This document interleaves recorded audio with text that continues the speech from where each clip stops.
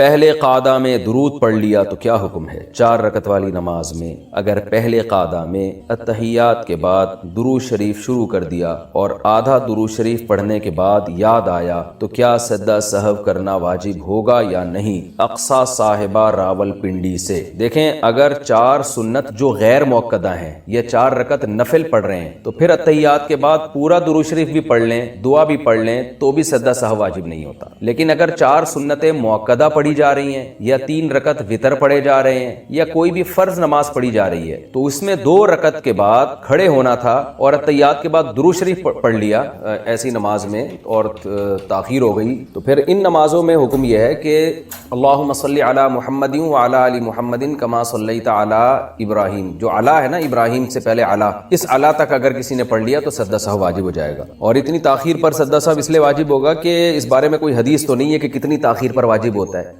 تو اس لیے فقہا کا اختلاف ہوا ہے، تو بہت سارے اقوال ملتے ہیں فقہا کے۔ تو ہمارے نظر میں راجح قول یہ ہے کہ نماز کی جو 3 تسبیحات ہیں نا وہ پورا ایک رکن کے برابر ہوتی ہے، تو ان 3 تسبیحات کے بقدر اگر تاخیر ہو جائے گی تو یہ تاخیر ایک شرعی تاخیر کہلائے گی، جس کو شریعت میں معتبر سمجھا گیا ہے دوسرے مقام پہ، کیونکہ اس سے پورا ایک رکن ادا ہو جاتا ہے۔ تو 3 دفعہ سبحان ربی الاعلی یا 3 دفعہ سبحان ربی العظیم، اس کے 42 حروف بنتے ہیں، تو یہ 42 حروف اعلی ابراہیم تک بن جاتے ہیں۔ اور بھی اقوال ہیں، ہماری نظر میں راجح قول یہی ہے، تو کوئی کسی بھی قول پر عمل کر لے اس کی نماز انشاءاللہ درست ہو جائے گی۔ ہماری نظر میں راجح یہی ہے۔ تو اللہم صلی علی محمد وعلی آل محمد کما صلیت علی ابراہیم وعلی آل ابراہیم، تو کما صلیت علی تک اگر کوئی پہنچ گیا تو یہ اتنی تاخیر ہے کہ اس سے سجدہ سہو واجب ہو جائے گا۔ تیسری رکعت میں سورت ملانا بھول گئے تو کیا حکم ہے؟ 4 رکعت سنت میں تیسری رکعت میں سورت ملانا بھول جائیں تو کیا سجدہ سہو واجب ہوگا؟ محمد اسد ربانی بہار سے۔ فرض نماز میں تو تیسری اور چوتھی رکعت میں سورت نہیں ملائی جاتی، اگر کوئی ملا لے تو بھی کوئی یعنی حرج نہیں ہے، بہتر یہ کہ نہ ملائی جائے تو سجدہ سہو واجب نہیں ہوتا۔ لیکن سنت میں، وتر میں اور نوافل میں تیسری رکعت میں بھی سورت ملانا واجب ہے۔ اگر نہیں ملائی، رکوع میں اگر یاد آ گیا تو رکوع چھوڑ کے کھڑے ہو جائیں، سورت ملائیں، دوبارہ رکوع کریں، آخر میں سجدہ سہو کریں۔ اور اگر رکوع میں بھی یاد نہیں آیا تو پھر آخر میں سجدہ سہو کر لیں، تو اس سے انشاءاللہ نماز ادا ہو جائے گی۔ فرض کی تیسری چوتھی رکعت میں سورہ فاتحہ کا حکم۔ بنت فاروق قریشی انڈیا سے، اگر کوئی عورت فرض کی تیسری اور چوتھی رکعت میں سورہ فاتحہ پڑھے بغیر رکوع کر لیتی ہے تو کیا اسے نماز دہرانی پڑے گی؟ نہیں جی، نہیں پڑے گی۔ فرض کی تیسری اور چوتھی رکعت میں کچھ بھی پڑھنا ضروری نہیں ہے، سورہ فاتحہ پڑھنا بہتر ہے، افضل ہے۔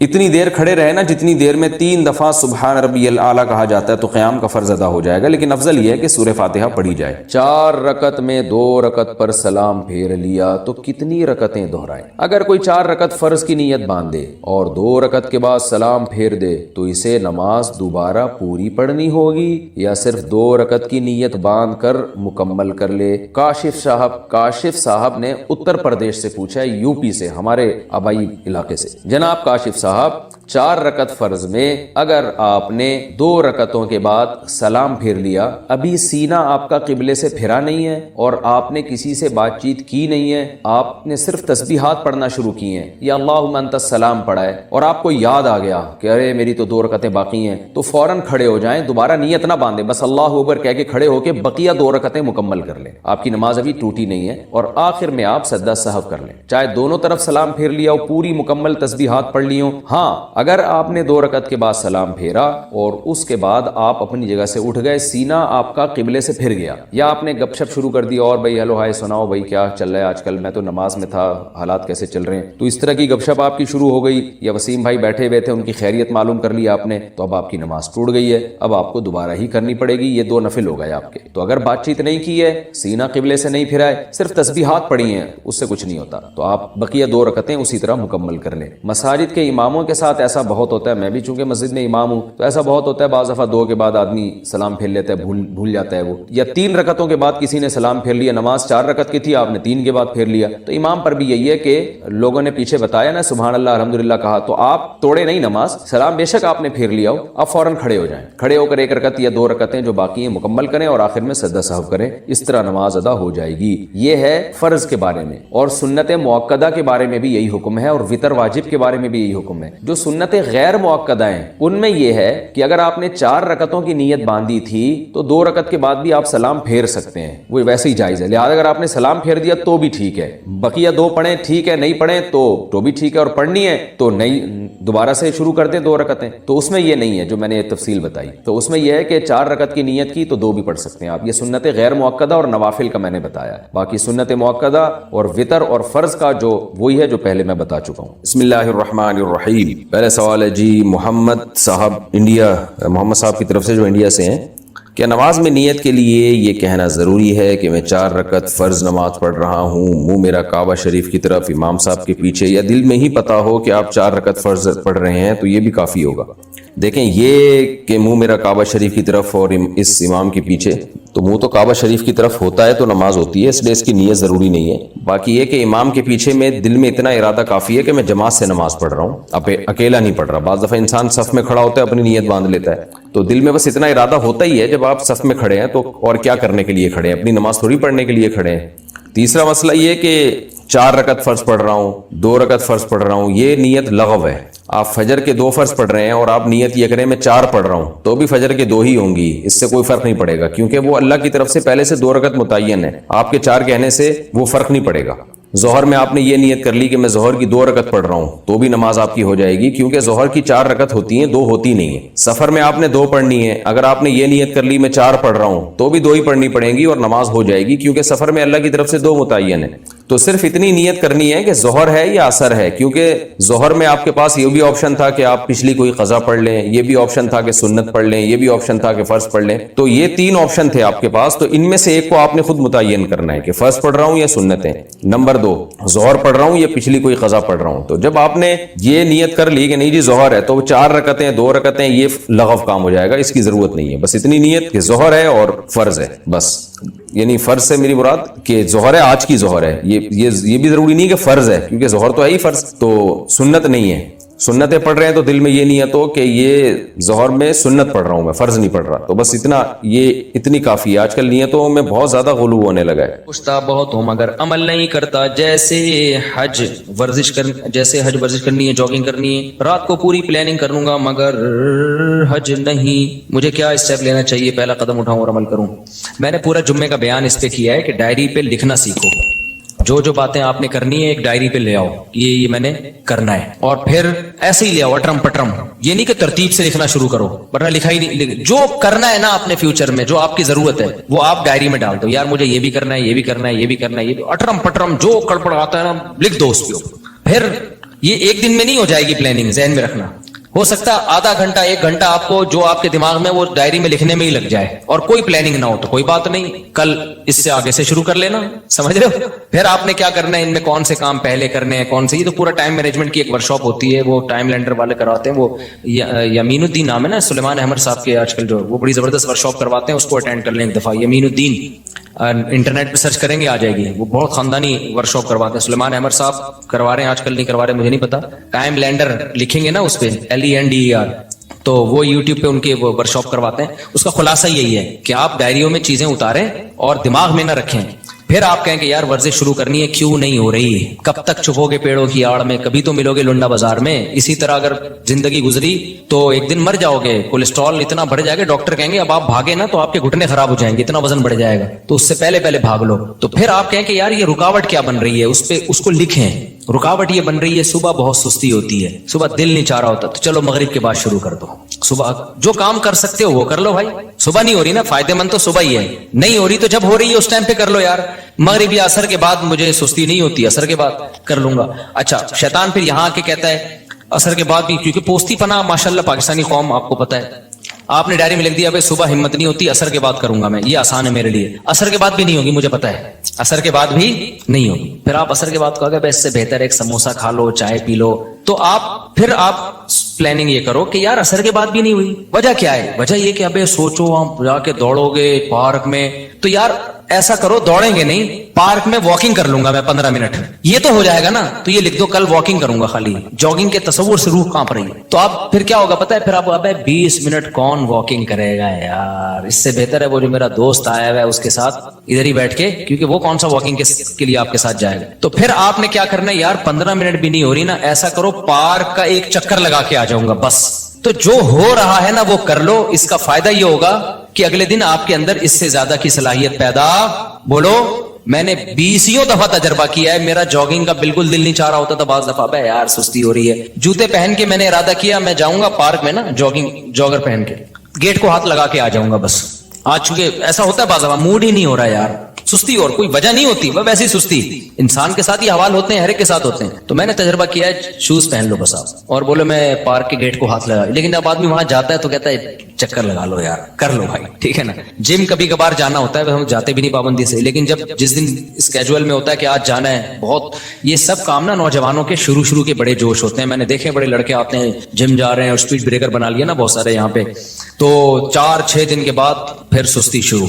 اصل میں وہ ٹائم ہوتا ہے کہ اب آپ نے اس کام کو کنٹینیو کرنا ہے یا نہیں کرنا. تو زیادہ کے چکر میں تھوڑا مت چھوڑو, تھوڑا سا کرو گے تو آپ کو وہی موٹیویشن مل جائے گی. کئی دفعہ ایسے ہوا ہے میں جم گیا, میں نے کہا بس ایک دفعہ نا وہ یوں پولی کھینچ کے آ جاؤں گا میں, آج ہمت نہیں ہو رہی. لیکن جب آدمی جاتا ہے تو آدمی کہتا ہے یار پراپر پوری ایکسرسائز کرو جو آپ کا معمول ہے. تو سستی کا علاج یہ ہے کہ شیطان آپ کو بیوقوف بناتا ہے کہ یہ کام بہت مشکل ہے. آپ شیطان کو ٹوپی کراؤ, آپ بولو میں کون سا پورا کام کر رہا ہوں بھائی, میں تو گیٹ کو ہاتھ لگا کے واپس آ رہا ہوں. بچپن میں گھنٹی بجا کے بھاگ جاتے تھے نا, تو پارک کی گیٹ کو ہاتھ لگا کے واپس آ جائیں گے. تو بس اتنا. جیسے نماز میں بھی یہی ہے, آپ کا نماز پڑھنے کا دل نہیں چاہ رہا, بہت ٹینشن ہے, حدیث میں یہ نسخہ سکھایا گیا ہے, فجر میں اٹھا نہیں جا رہا آپ سے, تو آپ یہ نہ بولو کہ میں بھی نیند قربان کر کے اٹھوں گا, واش روم جاؤں گا, پھر وضو کروں گا, پھر مسجد جاؤں گا, پھر 2 سنتیں پڑھوں گا, پھر 2 فرض پڑھوں گا, پتہ نہیں امام صاحب کتنی لمبی نماز. ایسے ہمت نہیں ہوگی. جو بے نمازی ان کو ہمت نہیں ہوگی. آپ کی رات کو آنکھ کھلی, آپ کو شیطان ٹوپی کرائے گا, ابے اتنا نیک بن گیا تو اس سردی میں تو جائے گا یار, وضو کرے گا, پھر یہ وہ, ابے چھوڑ یار. تو شیطان کو آپ ٹوپی کراؤ. آپ شیطان کو بولو میں اس ٹائم پہ بس اٹھ کے بستر پہ بیٹھ جاؤں گا, اس سے زیادہ میں کچھ بھی, میں ایک دفعہ بیٹھوں گا 5 منٹ بیٹھ کے دوبارہ لیٹ جاؤں گا. تو جب 5 منٹ بیٹھ جاؤ گے پھر شیطان کہتا ہے لیٹ جا نا تو نے تو 5 منٹ کا بولا تھا. تو آپ نے شیطان کو ٹوپی کرانی ہے. آپ نے شیطان کو بولنا ہے, اردو میں بات کرو شیطان سے. شیطان کو آپ نے بولنا ہے کہ یار جب اٹھ ہی گیا ہوں تو واش روم جانے میں کیا جا رہا ہے, تھوڑا ریسٹ ریلیکس ہو جاؤں گا. عام طور پر صبح وقت تھوڑی بہت پیشاب کی حاجت ہر ایک کو ہوتی ہے عام طور پر, نہیں تو یار جا رہا ہوں واش روم کو نلکے کا ہاتھ لگا کے آ جاؤں گا. تو آپ ایک دفعہ واش روم سے فارغ ہو کے آ جاؤ. پھر شیطان کہے لیٹ جانا, تو میں لیٹ رہا ہوں, صرف وضو کروں گا, وضو کر کے لیٹ جاؤں گا بس, اور کچھ نہیں کرنا. میں آپ کو یقین سے کہوں آپ صرف وضو کرو, اس کے بعد آپ بالکل فریش. بولو گے یار وضو بھی ایک دم, شیطان مایوس ہونے لگتا ہے. شیطان بولتا ہے بھائی اتنی ٹوپیاں مجھے آج تک کسی نے نہیں کرائی, کہیں اور جا کے دال گلاؤ, یہ بندہ بہت ڈھیٹ ہے. آپ جب وضو کر لو گے نا فریش ہو جاتا ہے آدمی. حدیث میں آتا ہے 3 گیریں شیطان لگا دیتا ہے, تو وضو کے بعد تیسری گیرہ بھی کھل جاتی ہے, فریش ہو جاتا ہے. پھر آدمی آتا ہے اور شکر ادا کرتا ہے یار کتنا اچھا کام میں نے کیا زندگی میں, پہلی دفعہ میں نے کسی اچھے کام سے دن کی ابتدا کی ہے. تو یہ خوب یاد رکھو, کم ہمتی کا علاج یہ ہے کہ کام اسٹارٹ کر دو آپ. اور جن کی پڑھائی میں دل نہیں لگتا نا, ان کا بھی یہی اصول ہے. پڑھائی میں دل نہیں لگتا کوئی بات نہیں, آپ میز کرسی لے کے کتاب لے کے بیٹھ جاؤ بس. آپ بولو کہ کتاب کو ایک دفعہ کھولوں گا بند کر کے واپس چلا جاؤں گا. میں یقین سے کہتا ہوں جب آپ بیٹھ جاتے ہو نا, کتاب کھول دیتے ہو, اور قریب کی نظر کمزور ہے تو چشمہ بھی لگا لیتے ہو, تو بس آدھے سے زیادہ کام ہو گیا. تو یہ جو سوچتا ہے نا کہ میں یہ کر لوں گا, میں یوں کر لوں گا, اتنا نہیں. ہم لوگ بہت سست لوگ ہیں, ہم لوگ کو بہت زیادہ آگے جانے کی ضرورت نہیں ہے. آپ پلان بڑے بناؤ, لیکن اس کی جو کام کی ابتدا ہوگی نا وہ اسی سے ہوگی. جاگنگ نہیں ہوتی واکنگ کر لو, واکنگ نہیں ہوتی پارک کے گیٹ کو ہاتھ لگا کے واپس آ جایا کرو روزانہ. لیکن اس کو پابندی کرو گے. یہ بھی نہیں ہوتا تو تھوڑا سا گلی میں یوں تھوڑا سا نکلے, پارک کی طرف جا کے واپس آ گئے. یہ بھی نہیں ہوتا تو شرم سے ڈوب کے مر جاؤ. پھر آپ چھوڑ دو کہ آپ دنیا میں کچھ کرو گے, صحیح ہے نا. پھر بہتر ہے چلو میں پانی لو اور ڈوب کے مر جاؤ. کیونکہ اتنے سست ہوتے ہیں نا. وہی مجھے یاد آتا ہے, ایک بچہ بڑا سست تھا, ابا بیزار آ گئے یار, کم بخت کوئی کام کرتا ہی نہیں ہے. تو ابا ایک مشین لے آئے. ابا نے کہا بیٹا میں نے تیرے کام آسان کر دیے, بٹن دبائے گا جو کام کہے گا وہ ہو جائے گا. بٹن دبا دیا روٹی آ جائے گی, بٹن دبا دیا کپڑے آ جائیں گے. وہ بچہ کہتا ابا بٹن کون دبائے گا, بٹن دبانے کے لیے ایک الگ مشین لے کر آؤ. تو یہ چل رہا ہے مارکیٹ میں. بس جلدی مسائل ختم کر دوں میں. مفتی صاحب سب سے پہلے السلام علیکم, میرا ایزی پیسہ جائز کیش میں لون لینا جائز ہے یا نہیں؟ دیکھو ایزی پیسہ یا جائز کیش میں جو آپ لون لینا, ہاں وہ جو لون لیتے ہیں نا وہ لون نہیں ہوتا, وہ آپ کو فری وہ کالز دی جاتی ہیں جس کے جو مہنگی کر کے دی جاتی ہیں, اس کو وہ لون سے تعبیر کرتے ہیں کہ آپ 100 روپے کا بیلنس ڈلوا لیں, حالانکہ بیلنس نہیں آتا. 100 روپے میں جتنے کال کے یونٹ ملنے چاہیے نا, جو 80 روپے میں ملنے چاہیے, وہ 100 روپے میں مہنگا کر کے دے رہے ہوتے ہیں آپ کو. تو یہ لون نہیں ہے, لون تو کوئی پیسہ دے رہا ہو نا, یہ پیسہ تھوڑی, یہ تو آپ کو کالز بیچ رہے ہیں, مہنگی کر کے بیچ رہے ہیں آپ کو کالز کے یونٹ, کیونکہ چیز ہمیشہ کیش پہ سستی ہوتی ہے اور کریڈٹ پہ مہنگی ہوتی ہے. تو یہ جائز ہے, اس میں کوئی حرج نہیں ہے, وہ لون نہیں ہے. ہم نے ہر طرح سے اپنے بھائی کو سمجھا دیا کہ کام کرو, صلواتیں بھی بہت سنائی, وہ آپ کے بیان میں موجود ہیں, ان کی اصلاح کر دیں, کام کر لیں, بیوی بچوں کی ذمہ داری اٹھا لیں. جب وہ کسی کام کے نہیں تھے ان کی شادی کیوں کرائی, یہ بھی تو بڑا مسئلہ ہے نا. جب بندہ کچھ کر کے ہی نہیں دے رہا, آپ اپنی ذمہ داری پہ شادی کرا لو گے, تو اس کو جو موٹیویشن ایک ملتی کہ یار میں اچھا کماؤں گا تو اچھا رشتہ ملے گا, وہ موٹیویشن بھی گئی, تو اور سست ہو جائے گا. اب جو بھی بیٹھے ہوئے معذرت کے ساتھ, تو ہمیشہ شادی کرائیں, اپنے خرچے پہ بھی کرائیں, لیکن اس بچے کی جو آپ کو لگے کہ یہ کچھ کرے گا, اس کی اسٹائل سے لگ رہا ہے کہ کچھ, یہی نہیں کہ صرف 16 بچے پیدا کرے گا یہ کیونکہ لوگ کہہ رہے تھے کہ آج آپ کیا کام کریں گے, اب میں 18 بچے پیدا کر کے دکھاؤں گا. تو یہ بھی ایک کام ہے. وہ گلگت میں نہیں, وہ ایک صاحب ملے تھے, ان کے 28 بچے تھے, 4 بیویاں. تو میں نے ان سے پوچھا آپ کیا کرتے ہیں, یعنی اس کے علاوہ اور کیا کیا کام ہیں آپ کے. پھر انہوں نے بتایا کہ میں یونیورسٹی میں پڑھاتا ہوں, عالم بھی ہیں, مسجد کے امام بھی ہیں, یونیورسٹی میں بہت سارے کام کر رہے تھے. میں نے کہا یار یہ تو اس کے علاوہ بھی آپ اتنے ماشاءاللہ کام کر رہے ہیں. تو خالی یہ نہیں کرنے, دوسرے کام بھی کرنے ہیں. تو ہم جو فیملی پلاننگ کے خلاف ہے نا, تو خلاف کا یہ مطلب نہیں ہے کہ صرف یہی کام کو فوکس کریں, آپ نے دوسرے کاموں کے ساتھ نسل کو روکنا نہیں ہے. جتنی اللہ اولاد دے دے تو لے لینی ہے وہ اولاد, اس کے بڑے فائدے ہیں. اچھا بھائی صلوات ہیں, کام نہیں کرتے. بھائی دیکھو اس طرح کے جو لوگ ہیں نا, یہ واجب الچترول ہوتے ہیں. میں نے کئی بار ایک واقعہ سنا ہے, میں نے جیسے بتایا نا, ایسے پلاننگ کریں, پارک کو ہاتھ لگا کے آ جائیں, اتنا تو کرنا پڑے گا نا, تو آہستہ آہستہ موٹیویشن ملتی ہے. جو اتنا بھی نہ کر رہا ہو, اس کا حل میں ایک دفعہ بیان میں بتا چکا ہوں. ہم مدرسے میں رہتے تھے, تو ہمارے سامنے ایک چھوٹی سی بیکری تھی. بیکری چھوٹی سی اس لیے کہ کاؤنٹر چھوٹا سا تھا, باقی تو پوری ان کی فیکٹری تھی پیچھے. اس میں وہ میں نے دیکھا پنجاب کی فیملی تھی, وہ بہت اسپیڈ سے کام کر, وہیں وہ باغر خانیاں اور کیکرس انہیں کی وہیں بنتے تھے, اور صبح صبح تازہ تازہ ملتے تھے, بڑا ٹیسٹ ہوتا تھا ان کا. بسکٹ بھی وہ خود بنا رہے ہیں, تو ظاہر ایک تازہ چیز بن کے آئے گی. ہم جاتے تھے مدرسے کے, اکثر طلبہ وہیں سے ناشتہ لیتے تھے, بریڈ لینی ہے, کیک رس لینے ہیں, تو سب وہیں سے لیتے تھے. تو میں ان کو دیکھا بہت ایکٹیو ہیں وہ لوگ. پنجاب کے لوگ آپ کو پتا ہے ویسے بزنس میں ایکٹیو بہت ہوتے ہیں, سست نہیں ہوتے وہ لوگ. تو اب وہ ٹھگا ٹھگ ٹھگا ٹھگ, باہر خانی 20 روپے کی چاہیے, ٹھگا ٹھگ ایک دم لائے, پیسے لیے, ایسے اسپیڈ میں کام کر رہے ہوتے تھے. اب جو لوگ تاجر ہوتے ہیں نا, ان کا جب بزنس بڑھتا ہے تو اپنے بچوں کو بھی بلانا شروع کرتے ہیں. تو میں نے دیکھا کہ ان کا جو ہے نا 18-20 سال کا ایک لڑکا پنجاب سے انہوں نے بلا لیا کہ چل بھائی تو بھی آ جا بیکری میں ہمارے ساتھ. وہ آ گیا, وہ اس طرح کا عادی نہیں تھا. اب ہم نے اس سے, میں نے باہر خانی مانگی, یار 2 باہر خانی لاتے. وہ جا رہا ہے کھجاتا ہوا نا, یوں کر کے ایسے جا رہا ہے, یوں کھجا رہا ہے, چلتا ہوا جا رہا ہے, لا کے دے رہا ہے. وہ اس کو کہہ رہے ہیں بیٹا بیٹا بیٹا کر کے بات کرے. بھائی تھے اور والد ہوگا ان کا, کہ بیٹا ذرا کسٹمر کھڑا ہوا ہے, ایسے بزنس نہیں ہوتا, ایسے تم جا رہے ہو باتیں کر, کسٹمر آ رہا ہے نا تو کوئی باتیں کر رہا ہے, تو کسٹمر سے باتیں کرنے میں لگ گیا وہ. تو وہ میں نے دیکھا پورا ہفتہ تقریباً وہ یہی ڈھیلا پن, اور وہ بار بار اس کو ڈانٹے, یار تو کیا کر رہا ہے بیٹا, ایسے نہیں ہوتا بزنس, بزنس میں بہت ایکٹیو رہنا پڑتا ہے, ٹھگا ٹھگ نمٹاؤ لوگوں کو. بات اس کو سمجھ میں نہیں ہے. ایک دن میں آیا تو میں نے دیکھا وہ بھی اسی اسپیڈ میں ٹھگا ٹھگ آ رہا ہے, جا رہا ہے, ایسے نا بالکل. تو میں نے کہا یار یہ کیا ہو گیا. پتا چلا کہ جی ان کی فیملی میں یہ رواج ہے کہ شروع میں اس طرح محبت سے سمجھاتے ہیں, نہیں آئے تو کمرہ بند کر کے نا طبیعت سے چترول لگاتے ہیں. تو غالب گمان قریب یقین ہے, پرانا قصہ ہو گیا, مجھے پوری تفصیل یاد نہیں, اس کو بھی طبیعت سے انہوں نے دھویا ہے کہ تجھے 1 ہفتے سے سمجھا رہے ہیں بھائی یہ کاروبار کا طریقہ نہیں ہوتا. رڑتا رڑتا جا رہا ہے, وہاں جا کے پھر باتیں کر رہا ہے, پھر کسی سے پوچھو, موبائل تو تھا نہیں, کبھی کسی سے باتیں کر رہا ہے. موبائل ہوتا تو پھر تو بزنس تو بالکل ہی, ٹک ٹاک پہ ویڈیو دیکھ رہا ہوتا بیٹھ کے.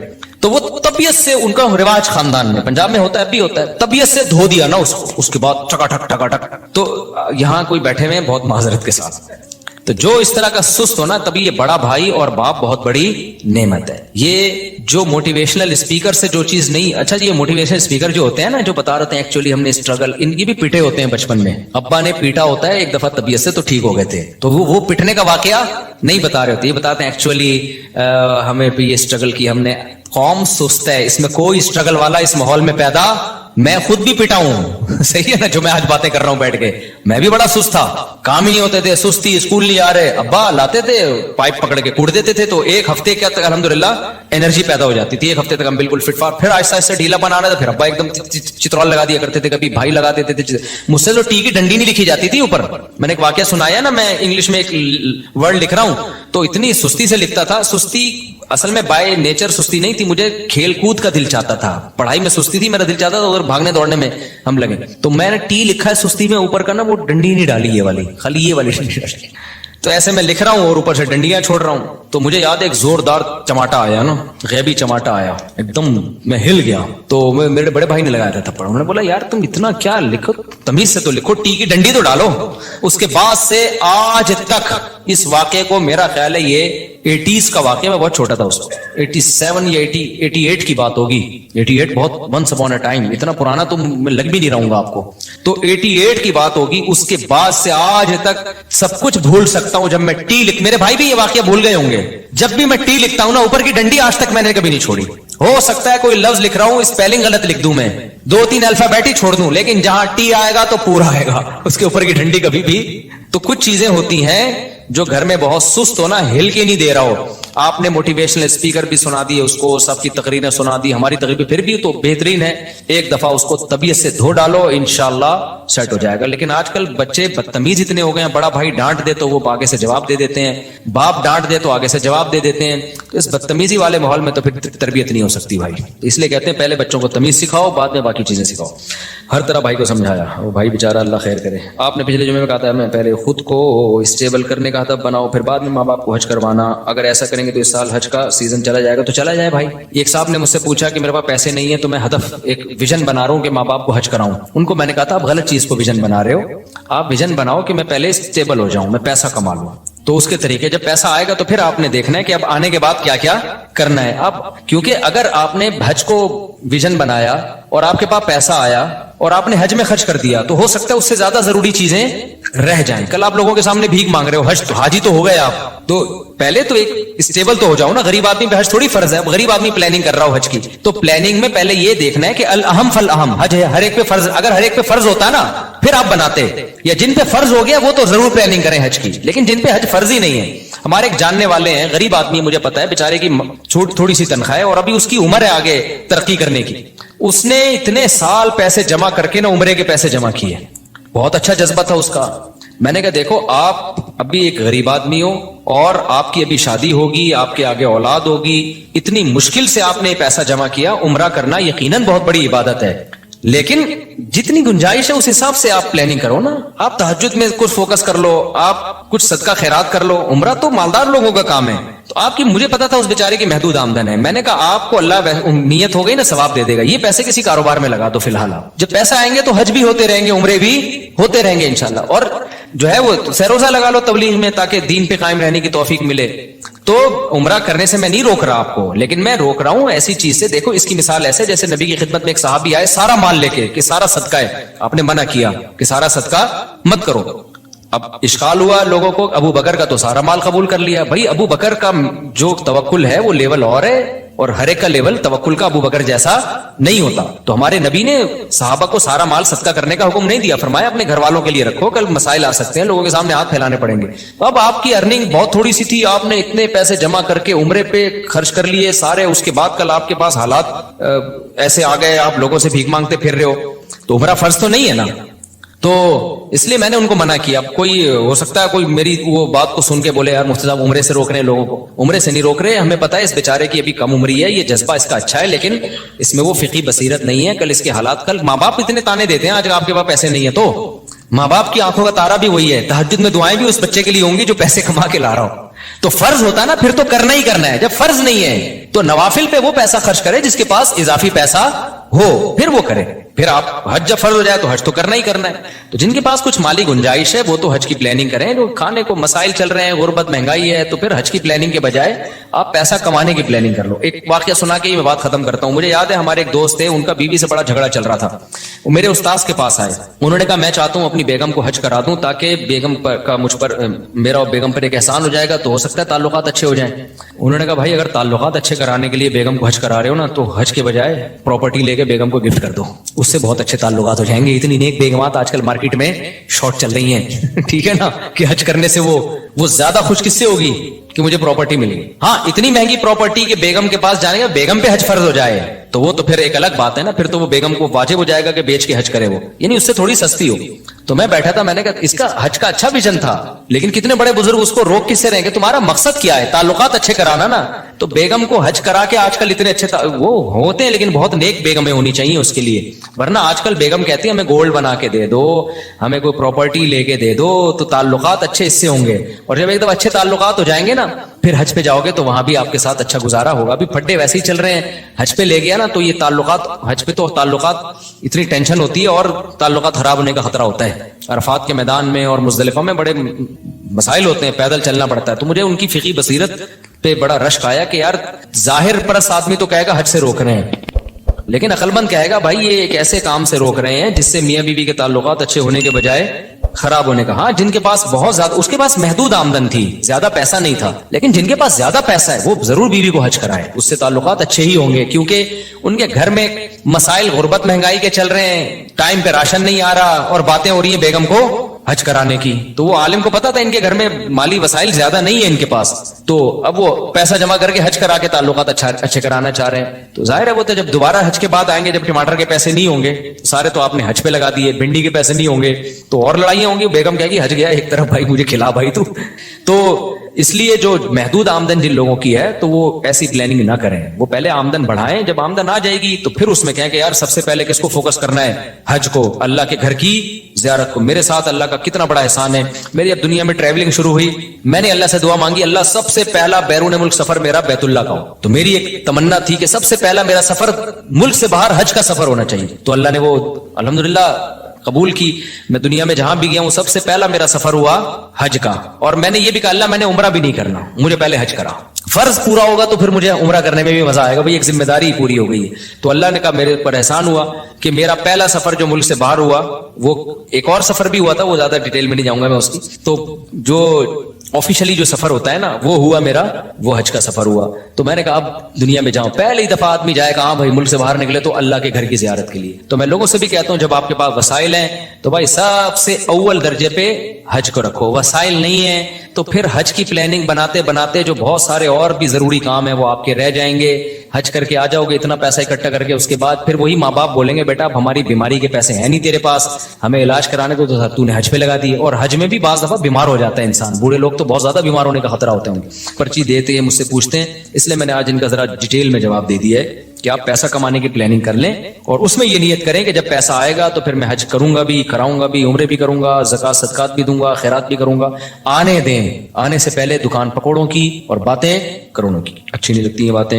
आइंदा की पर्ची मेरे पास नहीं आनी चाहिए, वरना मैं तुझे हज करा दूंगा, बता रहा हूँ। 1 साल से पर्ची आ रही है मेरे पास। मुफ्ती साहब जुल्फों की शरीय हैसियत बयान करें। भाई जुल्फे रखना जायज है, बाल बड़े रखना। देखो शरीयत में 3 कैफियतें, या तो पूरी टिंड करा के रखो, लोग शेर पड़े हुसन तेरा उस तरह सालिम रहा, सर मुड़ाने पर भी तू जालिम रहा। बाज लोग टिंड पे अच्छे चमकती है टिंड के ऊपर। दूसरी ऑप्शन ये है कि बाल छोटे रखो लेकिन चारों तरफ से बराबर। ये जो कहीं से बाल छोटे, कहीं से आजकल नए नए फैशन आ रहे हैं बिल्कुल अजीब अजीब किस्म के, ये सही नहीं है, नबी सल्लल्लाहु अलैहि वसल्लम ने मना किया है। और तीसरा, बड़े बाल रखने तो पट्टे वाले बाल रखो, सारे बाल पीछे ले जाओ, यहां से जितने चाहो बढ़ाओ, यहां तक भी ला सकते हो, यहां तक भी ला सकते हो, कंधों तक भी ला सकते हो। कंधों से नीचे नबी सल्लल्लाहु अलैहि वसल्लम से साबित नहीं है, जायज वो भी है क्योंकि नाजायज होने की कोई दलील नहीं है। जायज ये भी है कि कंधों से नीचे भी रख सकते हो, लेकिन इतने बढ़ते ही नहीं मर्दों के बाल।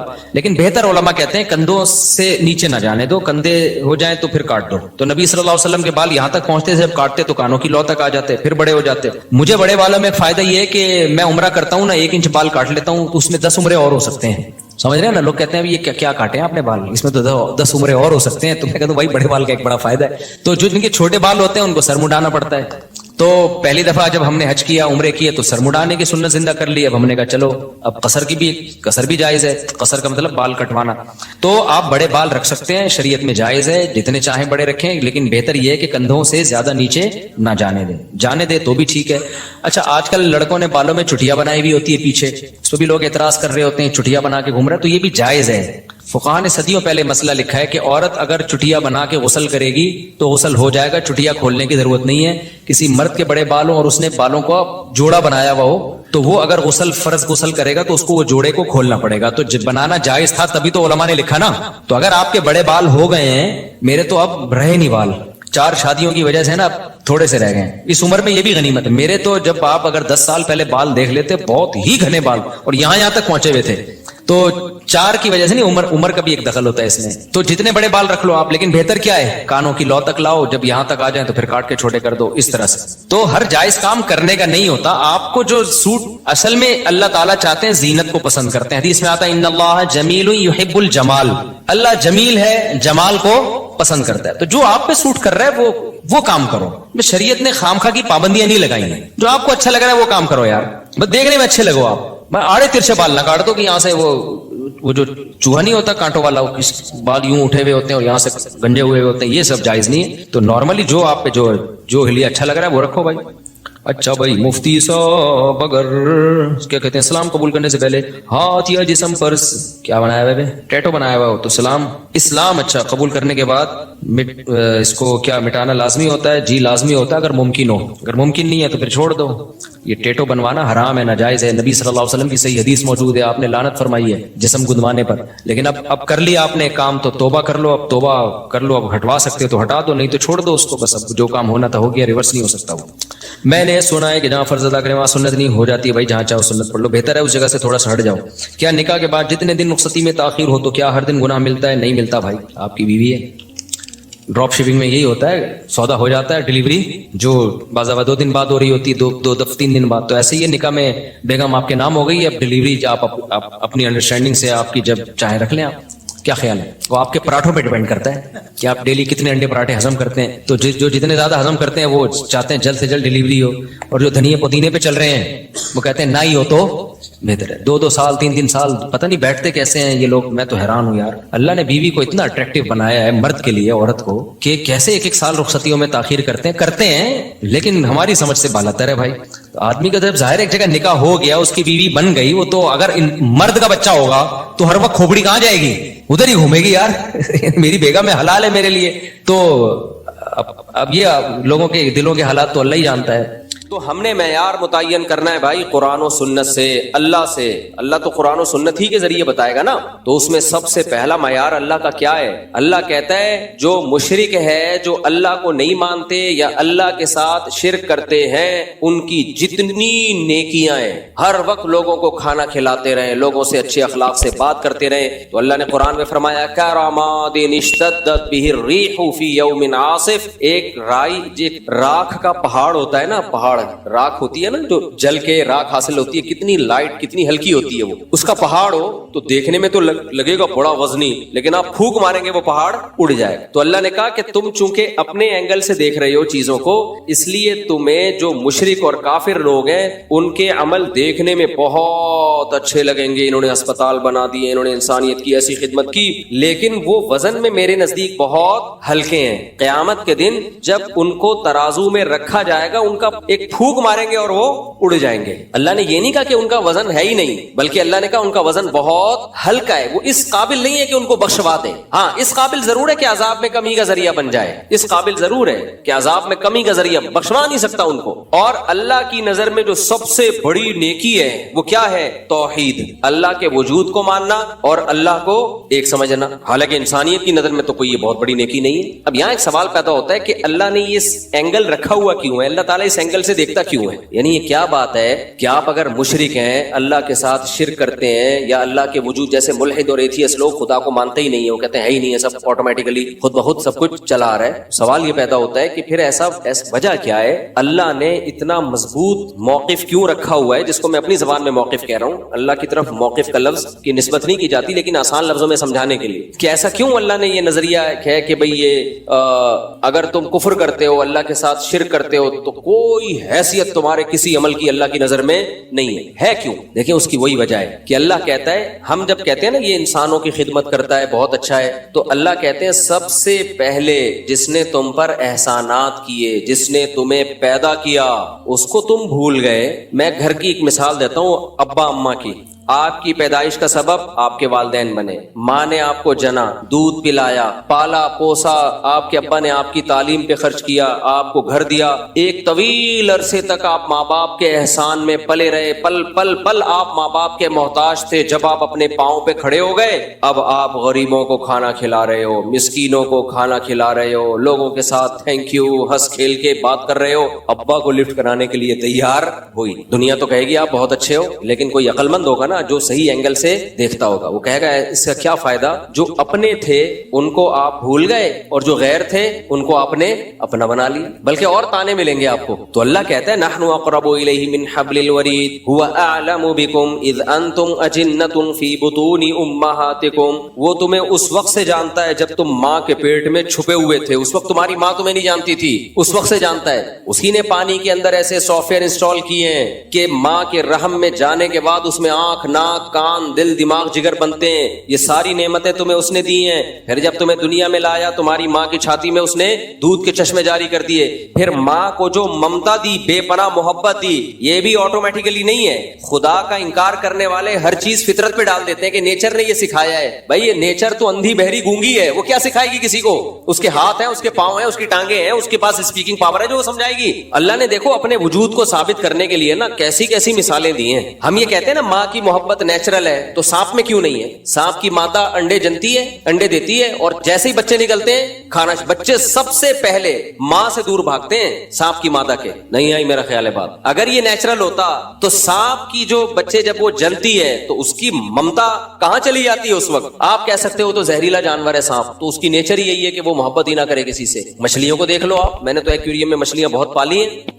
मछलियां तो जहरीली नहीं होती, कितनी पोलाइट सी मखलूक है मछली, फिश आराम से यूं यूं तैर रही होगी। मछलियां जब अंडे देती हैं पहले तो अंडे खा जाती हैं, वो अंडे जो बचते हैं उससे छोटी छोटी मछलियां निकलती हैं, फिर उनको भी खाती हैं। वो माँ खुद अपने बच्चों को खाती है। जो बच्चा बच निकलने में कामयाब वो जी लेता है, वरना अक्सर बच्चे माँ बोलो खा जाते। और भी मखलूक है ऐसी, कुछ जानवर ऐसे हैं जिनमें माँ बच्चा जन के खा जाते, और कुछ जानवर ऐसे हैं जिनमें माँ की बच्चे से मोहब्बत होती है, और कुछ ऐसे बहुत ज्यादा होती है, और कुछ ऐसे इतनी ज्यादा माँ बच्चे से मोहब्बत करती है कि अपनी जान दे देती है, बच्चे को बचा लेती है। तो इससे पता चलता है भाई ये खुद बखुद नहीं है, ये एक मैनेजमेंट है। फितरत ने हर माँ में उसकी जो है ना एक खास तरीके से मोहब्बत के सॉफ्टवेयर इंस्टॉल किए हुए हैं। किसी में मोहब्बत ज्यादा डाल दी है, किसी में कम डाल दी है, किसी में बिल्कुल भी नहीं डाली, और किसी में नफरत डाल दी है, और किसी में बहुत ज्यादा नफरत डाल दी है। तो ये माँ की मोहब्बत को हम नेचुरल कहते हैं, ये अपनी जबान में कहते हैं, वरना नेचुरल असल में इस दुनिया में कुछ भी नहीं है, सब खुदा का पैदा करता है। अब जब आप देखते हो ना कि